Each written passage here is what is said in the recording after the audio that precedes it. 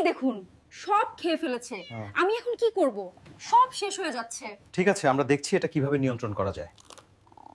আর কিছু করার নাই। তবে আপনি যদি সাবধান হন তাহলে পরবর্তীতে এই ধরনের অনাকাঙ্ক্ষিত ঘটনা ঘটবে না। এখন উনার সমস্যাটা কি ছিল? সমস্যাটা ছিল না বুঝে কাজ করা। দেখেন, অ্যাস্থেটিক কিন্তু একজন কার্পেন্টারও নিয়ে আসতে পারে। কিন্তু একজন স্পেশালিস্ট কেন আলাদা? আপনাকে বুঝতে হবে। দেখেন, আমরা কিন্তু এর আগে বোর্ড সম্পর্কে আপনাদের অনেক ধারণা দিয়েছি। আলহামদুলিল্লাহ, অনেকে আপনারা জানেন, বা যদি জেনে না থাকেন তাহলে আমার আগের ভিডিওগুলো দেখে আসবেন। কথায় আছে, লাখ টাকার বাগান খায় 1 টাকার ছাগলে। আপনি যদি না জানেন, আপনার ভুল সিদ্ধান্তই কিন্তু আপনার বিপদের কারণ হতে পারে। এটা সমাধান হচ্ছে, দেখেন, আমি সবসময় বলি যে কিচেনে কোন বোর্ড ব্যবহার করতে হবে। বিষয়টা হচ্ছে যে আমি সবসময় বলে থাকি নিচের পার্টে বিডব্লিউপি বোর্ড ব্যবহার করতে হবে, কিন্তু এর মধ্যেও কথা আছে। আপনি কি জানেন বিডব্লিউপি বোর্ডটা হচ্ছে যে মেরিন প্লাই, এই মেরিন প্লাইও কিন্তু টারমাইটে খায়। তাহলে সমাধানটা কোথায়? এইটার সমাধান হচ্ছে যে এমন কোন একটা বোর্ড নিয়ে আসতে হবে যে বোর্ডটার ময়েশ্চার রেজিস্ট্যান্স তো অবশ্যই থাকবে, বিডব্লিউপি বোর্ড হতে হবে, তার সাথে সাথে টার্মাইট ট্রিটমেন্ট হতে হবে। তাহলেই আপনি এই বোর্ডটা দিতে পারবেন। কিন্তু এই বোর্ড সম্পর্কে কি কারোর ধারণা আছে?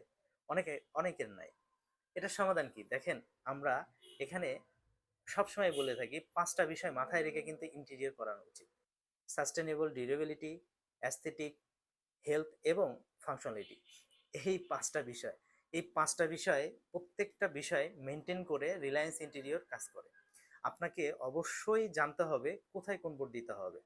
আমরা এই অনাকাঙ্ক্ষিত ঘটনা এড়িয়ে যাওয়ার জন্য এইচডি, এইচএমআর বোর্ড অথবা এইচএমআর বোর্ড ব্যবহার করতে পারি, অথবা টিএসপি বোর্ড ব্যবহার করি, যেটাকে আমরা এন্টি টার্মাইট বলে থাকি আর কি। আরেকটা বোর্ড আছে সার্টিফাইড ইন্টারন্যাশনালি V313, এই বোর্ডটা। তো এখন কথা হচ্ছে, এই বোর্ড আমরা সচরাচর ব্যবহার করি না বা এটা জানিই না। তো এইগুলো জানার জন্য আমাদের যেটা করণীয় সেটা হচ্ছে যে অবশ্যই একটা ভালো ইন্টেরিয়র কোম্পানি থেকে সাজেশন নেওয়া, অন্তত সাজেশন নেওয়া। তারপরে আপনি কিভাবে কাজ করবেন সেটা আপনি আপনার মানে চিন্তা বা প্ল্যান অনুযায়ী করতে পারেন। তো এটা ছিল সবচেয়ে বড় বিষয়। আপনাকে এই অনাকাঙ্ক্ষিত ঘটনা এড়িয়ে যাওয়ার জন্য যেটা করতে হবে, অবশ্যই টিএসপি বোর্ড অথবা এইচডিএইচএমআর যে বোর্ডটা আছে এটা আপনাকে ব্যবহার করতে হবে। আমি আপনাকে আবারও বলি, এমডিএফ যে বোর্ডটা আছে সেই বোর্ডটা হচ্ছে মিনিমাম ডেনসিটি ফাইবার, এইচডিএফটা হচ্ছে যে হাই ডেনসিটি ফাইবার, আর এইচডিটা হচ্ছে যে তার আরো উন্নত ভার্সন।